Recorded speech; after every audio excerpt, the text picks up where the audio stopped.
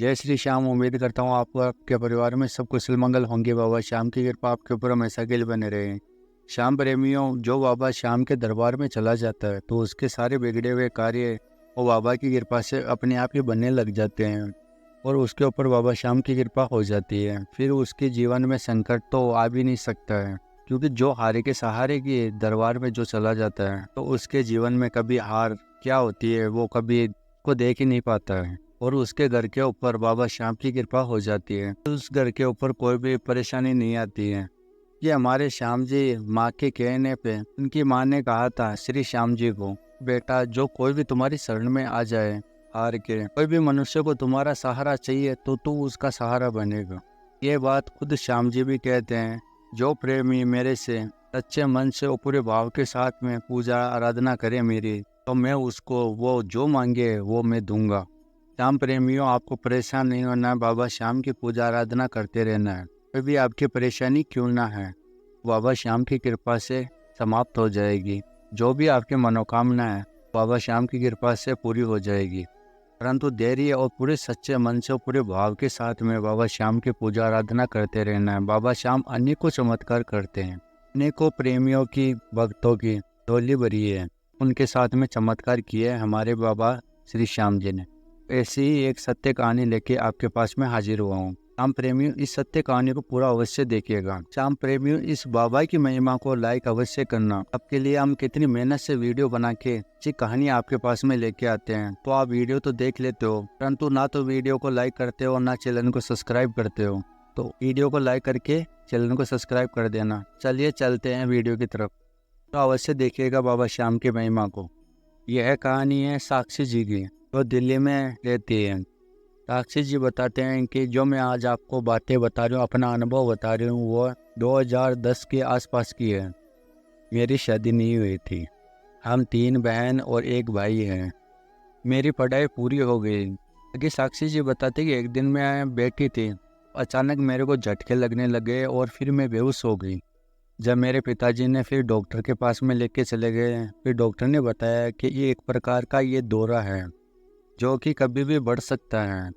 जब ये काफ़ी दुखी होगी या काफ़ी खुश होगी तब ये दौरा पड़ने की संभावना है, डॉक्टर ने ऐसा कहा। इसकी दवाई काफ़ी ज़्यादा लंबी चलती है। मेरे माता पिता तो सुन के बहुत परेशान हो गए ये बात, और बोलने लगे कि ऐसे में इसका हाथ कौन थामेगा। फिर आगे साक्षी जी बताते हैं कि मेरे पिताजी ने लड़का देखना शुरू कर दिया मेरी शादी के लिए। जो लड़का मेरे को देख के हाँ कर देते थे, परंतु मेरी बीमारी के बारे में मेरे पिताजी बताते तो वह तुरंत ना कर देते थे। फिर मेरे मामा जी ने कहा कि इस बात को छुपा लो, किसी को ना बताओ, शादी के बाद बता देंगे। फिर काफ़ी समय के बाद में मेरे पिताजी भी उनकी बात को मान गए। मेरी शादी 2011 में हो गई। मुझे उन लोगों ने पसंद कर लिया था। मैंने ससुराल में सभी का दिल जीत लिया। उन्होंने उनसे छुपा कर दवाइयाँ खाती थी। बाद में 7-8 महीने के बाद में उन दवाइयों को खाते हुए उन्होंने देख लिया। तब उन्होंने मेरे से पूछा तो मैं बातों को टालने लग गई। तब उनको शक हुआ। तब उन्होंने अपनी कसम दे के और मेरे से पूछा, तब मैंने सब कुछ सच सच बता दिया। तब सारा सच सुनने के बाद में उन्होंने बहुत गुस्सा किया, बहुत कुछ सुनाया। फिर मेरे पति ने भी अपने घर वालों से ये बात बता दी। फिर आगे साक्षी जी बताते हैं कि मेरे सास ससुर ने मेरे माता पिता को भी बुला लिया और उन पर झूठ बोलने का आरोप लगाया और उनको खूब उल्टा सीधा सुनाया और मेरे को हर रोज़ ताने मारने लगे। फिर मेरे पति ने बोला कि मैं इसको अपने साथ में नहीं रख सकता हूँ। उन्होंने मुझे अपने घर से निकाल दिया। फिर मैं अपने मायके में आके रहने लगी। मैंने अपने पति से और सास ससुर से बहुत मिन्नतें की, फिर भी उन लोगों ने एक भी बात नहीं मानी। 15 दिनों के बाद में एक तलाक का नोटिस आया मेरे पास। आगे साक्षी जी बताते हैं कि मैं बहुत रोई और मेरे पिताजी डिप्रेशन में चले गए ये बात सुनकर। वह कहते थे कि यह सब कुछ मेरे कारण हुआ है, मेरे को पहले ही सब कुछ सच बता देना चाहिए था उनको। मेरे कारण ही मेरी बेटी की ज़िंदगी बर्बाद हो गई। आगे साक्षी जी बताते हैं कि मैं हर रोज़ भगवान के सामने जाके रोती थी और बोलती थी कि हे प्रभु, कोई ना कोई रास्ता दिखाओ या मुझे उठा लो। तलाकशुदा बनकर मैं नहीं रह पाऊंगी। तब पिताजी के दोस्त उनसे मिलने के लिए आए। तब पापा जी ने उनको सारी बातें बताई। फिर उन्होंने कहा कि आप मेरे साथ बाबा श्याम जी के जागरण में चलो। मेरे घर के पास ही 2 दिन के बाद में जागरण होगा बाबा श्याम का। जो जागरण के अंदर गुरुजी आएंगे, क्या हो सके तो वो हमारी मदद कर दे। फिर हम लोग उनके साथ में चले गए। फिर वहाँ पे हम गुरुजी से मिले। पहले हम लोग जागरण को पूरा सुना। हमने गुरुजी को सारी बातें बताई। तब उन्होंने कहा कि बाबा श्याम को अर्जी लगाओ और उनका मंत्र का जप करो। बाबा श्याम सब कुछ ठीक कर देंगे। वह हारे के सहारे हैं तो अवश्य आपके भी सहारे बनेंगे। और बोला कि बाबा श्याम का नाम जप करो, उनका नाम का जयकारा लगाओ हर रोज़। आगे साक्षी जी बताते हैं कि फिर मैंने बाबा श्याम की पूजा करना शुरू कर दिया और उनका नाम जप भी करती रहती थी। और मैं दिल्ली में खाटू श्याम जी का मंदिर है, वहाँ पे मैं दर्शन करने के लिए भी गई। फिर मेरा वो ऐसा लगने लगा कि मेरा आत्मविश्वास बढ़ गया और मेरे को लगने लगा कि मेरे साथ अब कुछ भी गलत नहीं होगा। मेरा हर समय शाम जब चलता रहता था। करीब 6 महीने के बाद में बाबा श्याम के मेरे को दर्शन हुए। आगे साक्षी जी बताते हैं कि कुछ समय बाद में मेरे को ऐसा लगने लग गया कि मेरी शायद बीमारी के अंदर कुछ आराम लगने लग गया है। नाम जप के कारण ही मैंने दवा खाना भी छोड़ दिया और निरंतर मैं नाम जप भी किया करती रहती थी और मैं बिल्कुल स्वस्थ हो गई थी, बिल्कुल ठीक हो गई थी बाबा श्याम की कृपा से। और उधर कोर्ट में केस चल रहा था तलाक के बारे में। इस दिन अगले दिन फैसला होना था। उससे पहले रात को मेरे पति के दिल में अचानक पता नहीं क्या हुआ।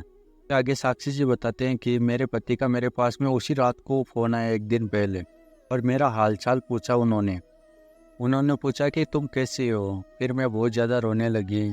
फिर मैंने बोला कि कल तो सब कुछ ख़त्म हो जाएगा, फिर पूछने का क्या फ़ायदा है। फिर उन्होंने कहा कि मेरे को अपनी गलती का एहसास हो गया है, क्या तुम मेरे पास में वापस आओगी। फिर साक्षी जी बताते हैं कि मैं बहुत ज़ोर ज़ोर से रोने लगी। फिर उन्होंने बोला कि मैं आ रहा हूँ, तुम तैयार हो जाओ। फिर अगली सुबह को वो आ गए, मेरे को अपने घर में लेके चले गए। उन्होंने अपने घर वाले को सब कुछ समझा लिया और बोला कि मैं उससे तलाक नहीं देना चाहता हूँ, मुझे इसके साथ ही रहना है।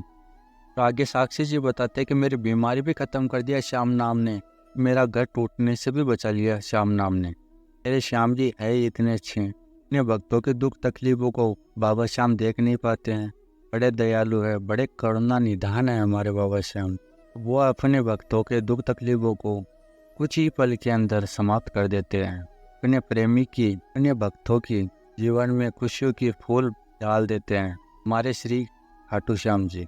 श्याम प्रेमियों, आज हमने सुनाया साक्षी जी की सत्य कहानी से बाबा श्याम ने उनके साथ में किया चमत्कार।